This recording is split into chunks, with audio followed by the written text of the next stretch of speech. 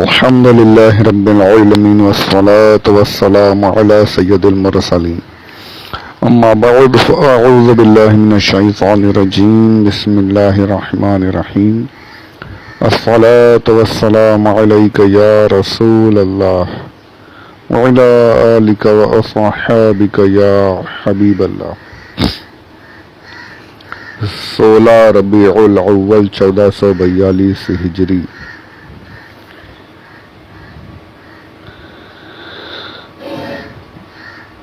نومبر 2020 یوم الثلاثاء سہ شنبہ ٹیوزڈے منگل. دوستوں، بزرگوں، احباب، السلام علیکم ورحمۃ اللہ. پارہ پہلا ہے الف لام میم، سورہ دوسری سورۃ البقرہ، اس کی آیت نمبر 22. اس کے پچھلے والے آڈیو میں نے اندادہ جو لفظ آیا ہے اس کے بارے میں چند باتیں عرض کی تھیں.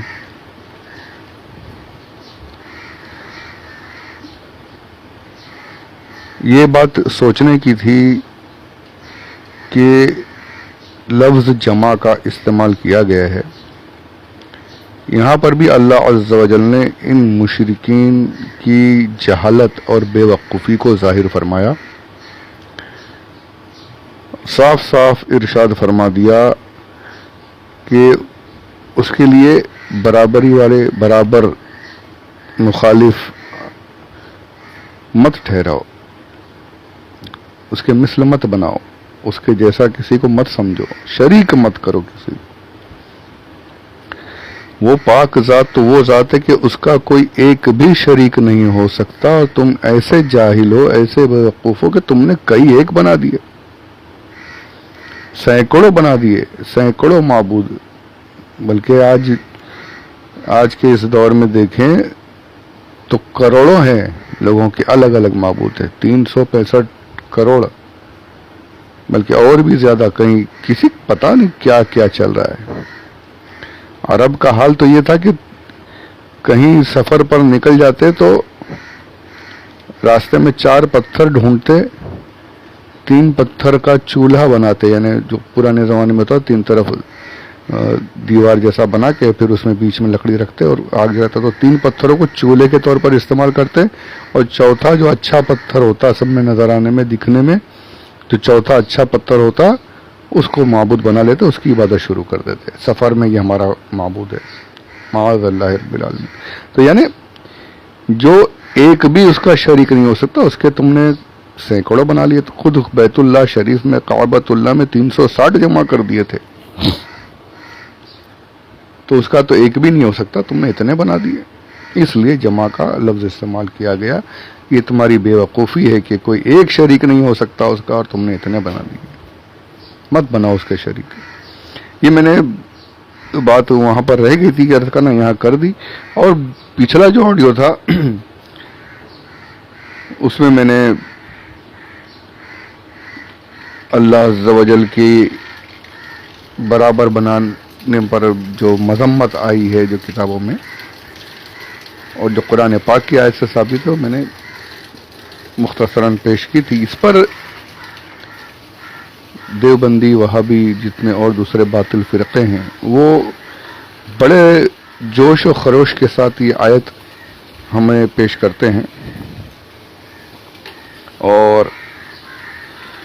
اعلان کرتے ہیں، ہم پر اعتراض کرتے ہیں کہ دیکھو اللہ عز و جل نے قرآن پاک میں فرما دیا فَلَا تَجْعَلُوا لِلَّهِ أَنْدَادًا، اللہ کے سوا، اللہ کے جیسا، اللہ کے برابر، اللہ کے مخالف کسی کو شریک مت کرو، اللہ کی مثل کسی کو مت مانو.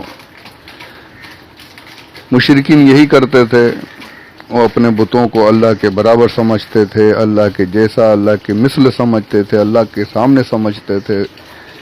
یہی حال آج کل کے مسلمانوں کا ہے. یہ نبیوں ولیوں کو اللہ کے برابر سمجھتے ہیں، مصیبت میں انہیں پکارتے ہیں. مشرکین بتوں کو پکارتے تھے، یہ نبیوں کو، ولیوں کو، پیروں کو پکارتے ہیں. یہ وسوسہ آتا ہے لوگوں کے ذہن میں، یہ بہت پھیلاتے ہیں یہ حضرت جی، شیطان جو ہے یہ لوگوں کے ذہن میں ڈالتا ہے، اور پھر شیطان کے چیلے آ کر یہ ہم لوگوں کو گمراہ کرنے کی کوشش کرتے ہیں، یہ وسوسہ ڈالتے ہیں، اعتراض کرتے ہیں کہ یہ قرآن میں لکھا ہے کہ اللہ کے لیے اللہ کے برابر کسی کو مت سمجھو، اور تم یہی کرتے ہو۔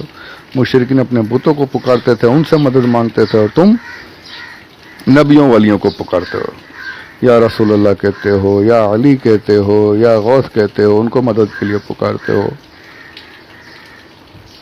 اور اگر کوئی کم علم رہے، علماء کی صحبت جسے حاصل نہ ہو، تو وہ تو فوراً اس وسوسے میں آ جائے کہ یار صحیح میں دیکھو قرآن میں لکھا ہے، میں یہ کرتا تھا، غلط ہے۔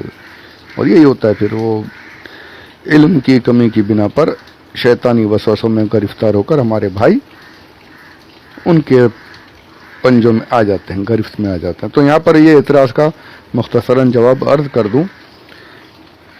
سب سے پہلے تو یہ ہے کہ اس کے بارے میں بڑی تفصیل کے ساتھ ایاک نستعین جو اس کی تفسیر ہے، اس میں میں نے بہت ڈیٹیل سے اس کے بارے میں کہا تھا، یہاں پر مختصراً ہی عرض کروں گا۔ تفسیر نعیم میں سے اس کو پیش کرنے کی سعادت حاصل کر رہا ہوں۔ پیج نمبر 217 ہے، 216 سے شروع ہے، جلد 1، والیوم 1، پیج نمبر 216۔ تو سب سے پہلے تو یہ عرض کرنا ہے کہ یہ آیات جو ہیں یہ مشرکین کے بتوں کے حق میں نازل ہوئی تھی، ان کو یہ اولیاء اللہ پر فٹ کر دیتے ہیں، ایک غیر اللہ کے نیک بندوں کو بھی غیر اللہ میں شامل کر لیتے ہیں۔ تو غیر اللہ اور مقربین بارگاہ ان میں بڑا فرق ہے یار، اس کو سمجھیں گے۔ یہ نہیں کہہ رہے کہ یہ غیر اللہ نہیں ہے، یہ اللہ کے بندے بن گئے، اللہ بن گئے معاذ اللہ رب العالمین، یہ نہیں کہہ رہا، پر ان کا جو مقام ہے وہ کسی بت کا، کسی مورتی کا وہ مقام نہیں ہو سکتا۔ یہ سوچنے سمجھنے کی بات ہے، یہ اگر سمجھ لینا، عظمت کو سمجھ لیں تو یہ اعتراضات نہ کریں، اور وہ عظمت ادب ہے ہی نہیں تو پھر کہاں سے یہ ساری چیزیں سوچیں گے؟ وہاں تو سب ہمارے جیسے ہیں، سب ہمارے حضور کو اپنے جیسا سمجھ لیتے ہیں، تو دوسروں کی کیا بات ہے؟ حضور اکرم صلی اللہ علیہ وآلہ وسلم کو اپنے برابر سمجھ لیتے ہیں تو اور کسی کی کیا بات کریں گے؟ جب ان کی تعظیم اتنی ہی کرنی ہے انہیں کہ ایک بڑے بھائی کی جیسی کرنی ہے، اس میں بھی جیسے عام لوگوں کی تعریف کریں۔ ان کی کتابوں میں تقویۃ الایمان میں لکھا ہے کہ اتنی ہی تعظیم کرو جتنا ایک بڑے بھائی کی کرتے ہو۔ معاذ اللہ رب العالمین، معاذ اللہ رب العالمین۔ تو یہ ایک اپنے جیسا سمجھنے پر ہی یہ ساری باتیں ہوتی ہیں، یہ سارے اعتراضات اسی لیے ہوتے ہیں۔ اگر نبی کو نبی سمجھ لے صحیح طریقے سے تو پھر یہ اعتراضات ہی نہ ہوں، ولیوں کو اللہ کے مقربین سمجھ لیں صحیح معنوں میں تو یہ اعتراضات کرنے کی جگہ ہی نہ بچے۔ تو اللہ ہمیں ان برے عقیدوں سے بچائے رکھے، صحیح عقائد پر قائم رکھے، آمین بجاہ النبی الامین صلی اللہ علیہ وآلہ وسلم۔ اب پھر اس کے جواب کی طرف چلتے ہیں۔ یہ جو کہتے ہیں کہ تم مشرکین بھی یہی سمجھتے تھے، تو اسے سمجھنے کی بات ہے۔ مشرکین بھی یہی سمجھ کر ان کی عبادت کرتے تھے، یہ مسلمان بھی، مشرکین یہی کہتے تھے کہ ہم ان بتوں کی عبادت اس لیے کرتے ہیں کہ وہ اللہ کے قریب کر دیں گے۔ مسلمان بھی یہی کہتے ہیں کہ ہم نیاز ہے اور عرس وغیرہ جو ہم کرتے ہیں وہ اسی لیے کرتے ہیں کہ یہ ہماری اللہ کی بارگاہ میں سفارش کر دیں۔ یہ بڑا عجیب معاملہ ہے، انہیں وہاں سمجھ میں نہیں آتا کہ وہاں پہ صاف صاف لفظ عبادت موجود ہے کہ وہ عبادت کرتے تھے۔ کوئی ایک مسلمان آپ ایسا نہیں دکھا سکتے کہ کسی نبی یا کسی ولی یا کسی پیر کی عبادت کرتا ہو۔ عبادت کرنا ایک الگ بات ہے اور اطاعت کرنا ایک الگ۔ عبادت اور اطاعت میں بہت بڑا فرق ہے، اسے سمجھنے کی بات ضرورت ہے۔ عبادت کے بارے میں میں نے پیچھے بھی کہا تھا کہیں پر کہ نیت، عبادت کی نیت سے کسی کے لیے تذلل اختیار کرنا، اپنے آپ کو ذلیل کرنا اس کے سامنے، یہ عبادت ہے۔ کوئی ایک مسلمان بھی آپ ایسا نہیں دکھا سکتے کہ کسی نبی یا ولی کو یہ مان کر اس کے تعظیم کر رہا ہے، اس کا ادب کر رہا ہے کہ یہ خدا ہے، میں اس کی عبادت کر رہا ہوں، معاذ اللہ رب العالمین۔ عبادت صرف اللہ عز و جل کی۔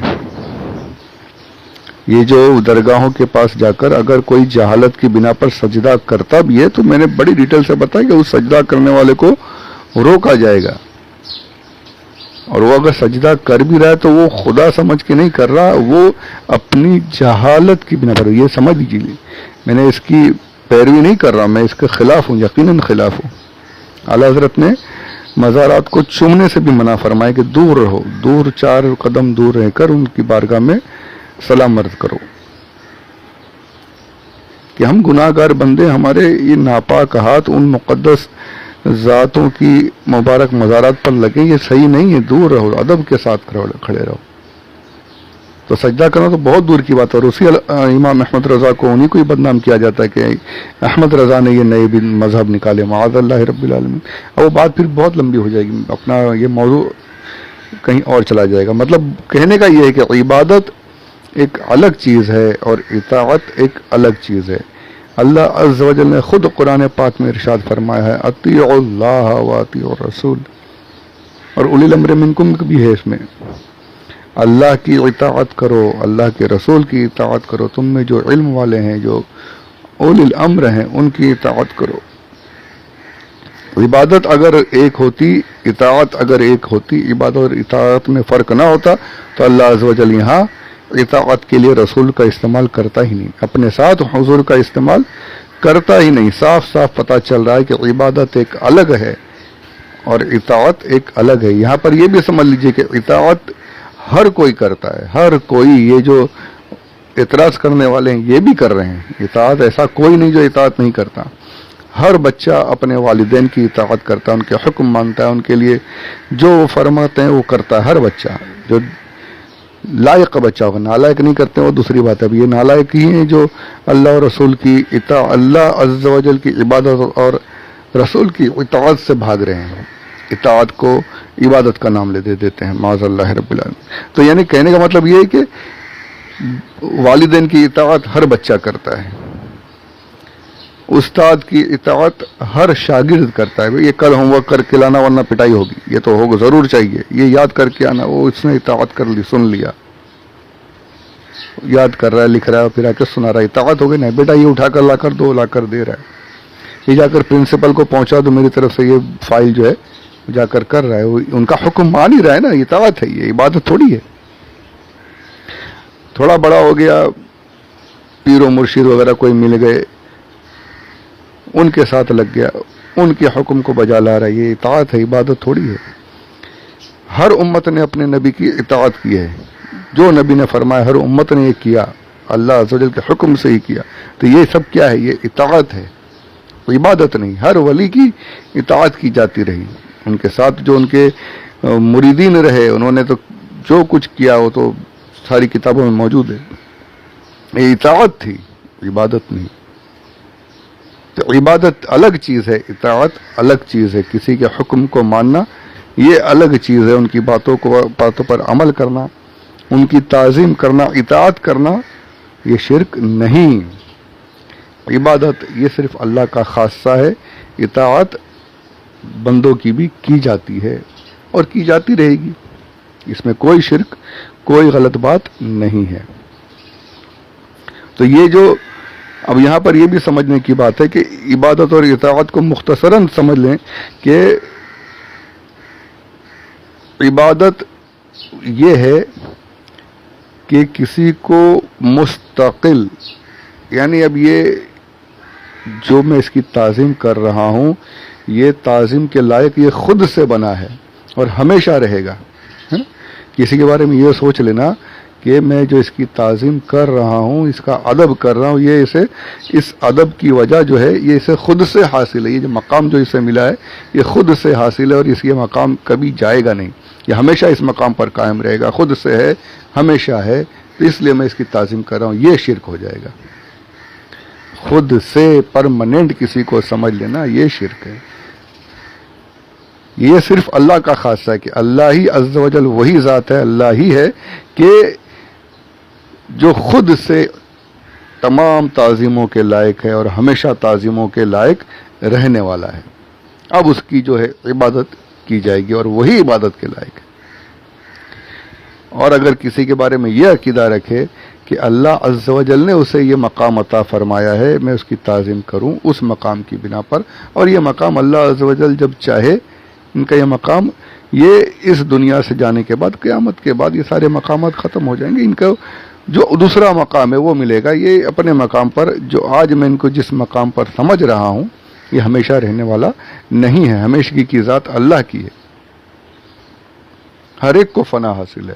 تو یہ عقیدہ رکھتے ہوئے اگر کسی کی باتوں کو مانا جاتا ہے تو یہ اطاعت ہے، اس میں کوئی شرک نہیں۔ کسی کے بارے میں اگر یہ عقیدہ ہے کہ اللہ نے اسے وہ مقام عطا کیا ہے، اللہ کے دیے سے اسے یہ مقام، یہ عظمت، یہ عزت، یہ شرف حاصل ہے، تو اس میں کوئی شرک نہیں ہے۔